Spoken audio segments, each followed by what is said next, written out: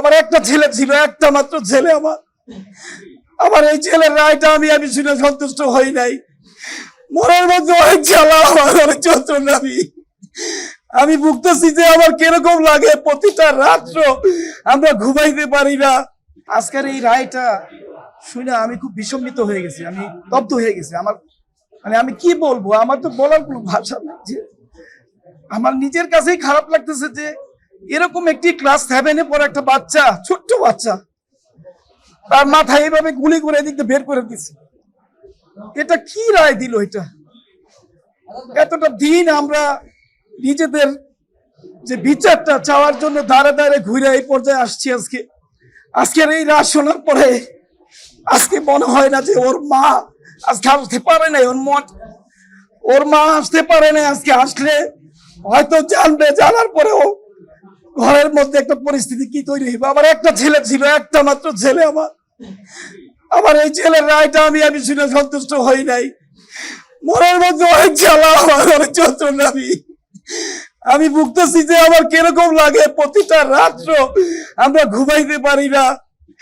আমাদের এখন রীতিমতো আমরা চলাফেরায় ভয় পাই যে আমাদের পরবর্তী স্টেপ গুলি কি আসতে পারে, কি হবে। আমাদের জানের কোনো নিরাপত্তা নাই। কেউ আমাদের এই ব্যাপারে কোনো সহযোগিতা করতেছে না। যেই শহীদ পরিবারগুলি রাস্তাঘাটে চলাফেরা করে, কোন দিন কোন একটা অ্যাক্সিডেন্ট হয়ে যায়। আমি সেদিন তাজুল ইসলাম স্যারের কাছে বলছি, স্যার আমাদের প্রোটেক্টের জন্য কিছু দেন স্যার। আপনারা তো একজন গানম্যান সাথে রাখেন, 2 জন গানম্যান রাখেন, কিন্তু শহীদ পরিবারের নিরাপত্তা কোথায়? সেটা আমাদের সাংবাদিক ভাইদের প্রশ্ন করলাম যে শহীদ পরিবার কি এইভাবেই থাকবে? হ্যাঁ, তাদেরকে অবহেলা করা হবে, তাদেরকে রাস্তার মতো করা হবে। আজকে আমরা প্রশাসনের অনেক জায়গায় যাই, শহীদ পরিবারদের কোনো মূল্যায়ন করে না, দাম দেয় না। মনে হয় যেন আমার সন্তান একটি নতুন সূর্য, একটি নতুন বাংলাদেশ আনার পর একটা অপরাধ করে ফেলেছে। আজকে কি রায় দিল সেই আদালতে বলেন, আপনারাই বলেন। প্রিয় সাংবাদিক ভাইরা, দয়া চাই আপনাদের কাছে, জয়দের সুষ্ঠু বিচার আমরা চাই। সন্তান হারানোর পর সন্তানের যে খুনি, তার ভিডিও ফুটেজ থাকা সত্ত্বেও তাকে 3 বছরের যদি কারাদণ্ড দেয়া হয়, সেটা কি আসলে যৌক্তিক কোনো রায় হয়েছে বলে আপনারা মনে করেন? আমি তো মনে করি না। কারণ আমি আমার সন্তান হারাইছি, সব প্রমাণ সাবমিট করার পরেও যদি তার 3 বছরের রায় হয়, ভবিষ্যতে এভাবে মানুষ কি হবে, আরো হবে যে কি হবে, মারবো 3 বছর সাজা হবে, তারপর শেষ। আর যারা নাই তাদেরকে মৃত্যুদণ্ড, যারা আছে তাদেরকে 3 বছরের সাজা। আমি এই সাজা আমাদের শহীদ পরিবারের সাথে বৈষম্য করা হয়েছে। আমরা মনে করি ইন্টারিম থাকা অবস্থায় যদি আমরা ইনসাফ না পাই, আমাদের জীবনের কোনো নিরাপত্তা নেই। আমি ব্যক্তিগতভাবে অনেক হয়রানি, অনেক হুমকির শিকার হয়েছি।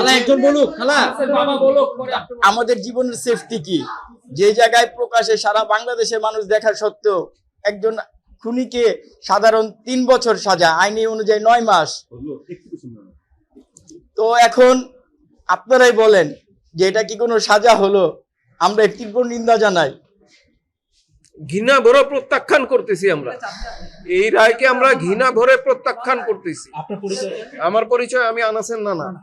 এটা তো হইলো না বাবা। আমাদের মেয়ে আছে, মেয়ে জামাই আছে, এদের নিরাপদ আমাদের জান। এই যে শহীদ ভাই লাশটা নিয়ে গেছে, সেরও পরিবার, রাস্তার উপরে বাড়ি, সেরও একটা নিরাপদ। 3 বছর পরে এরা বাইরে যাবো, সাহস বাইরে গেছে।